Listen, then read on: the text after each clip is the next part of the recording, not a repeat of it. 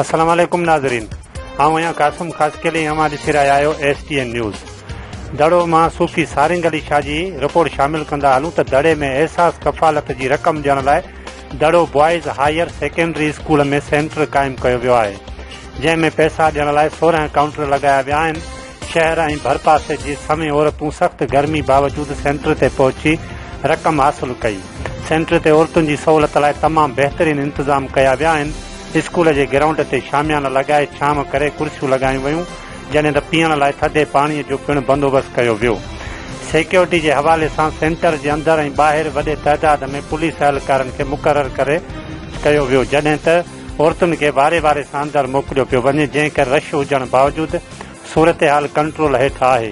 होॾां SSP Sujawal madam सहाई अज़ीज़ टालपुर ऐं पाक फ़ौज जे जवाननि सेंटर ते पहुची सूरत हाल जो जाइज़ो वरितो ऐं कयल इंतज़ामनि ते एतमाद जो इज़हार कयो। लाइक कयो असांजे वीडियो खे, वधीक मालूमात जे लाइ सब्सक्राइब कयो असांजे चैनल खे, बेल आइकन ते क्लिक कयो त जीअं ईंदड़ वीडियोस अव्हां ताईं वक़्त सर पहुची सघनि।